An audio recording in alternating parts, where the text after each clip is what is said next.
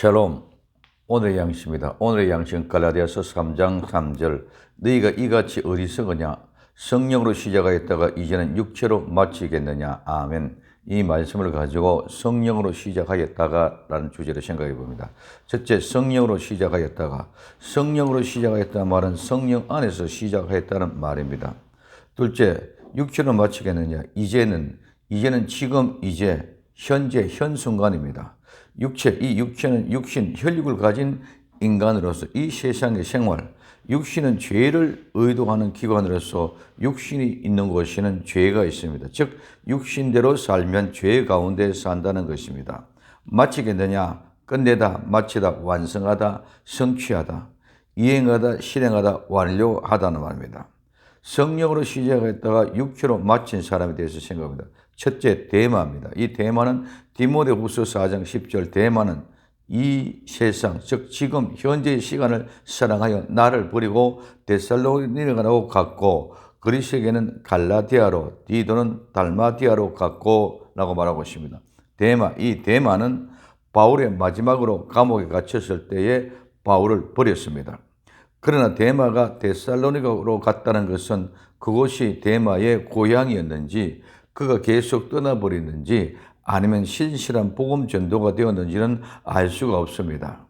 그러나 그가 세상을 사랑하여 바울을 버리고 간 것은 그가 타락하여 용기가 부족해서라기보다는 물질의 돈의 욕망인 것 같습니다.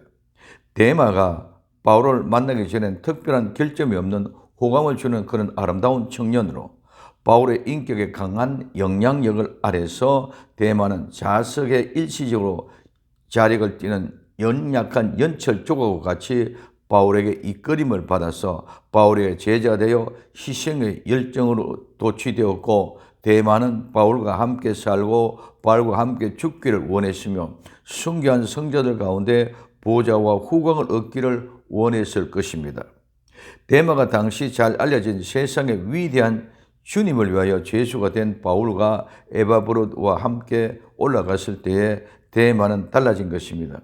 데마는 죄수가 아니었으며 감옥의 독방과 외부 세계에서 사이의 대조전은 점점 그에게 견딜 수 없는 것이 되었을 것입니다.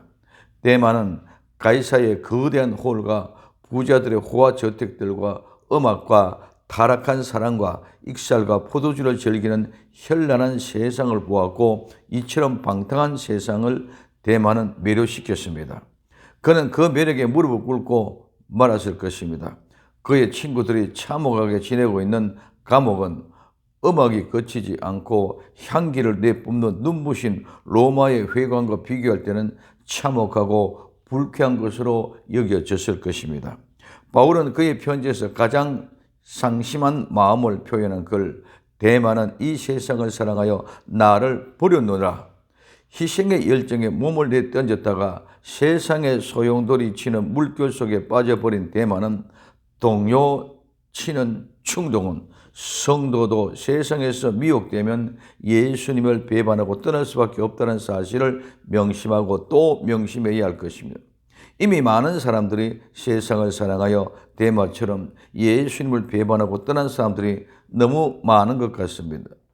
두 번째, 이스카리온 유다입니다. 오늘 마태복음 26장 14절, 그때 12 중에 하나인 가룟 유다라는 자가 대제사장들에 가서 말하되 내가 예수님을 너희에게 넘겨주리니 얼마 주려느냐 하니 그들이 은 30을 따라 주거늘.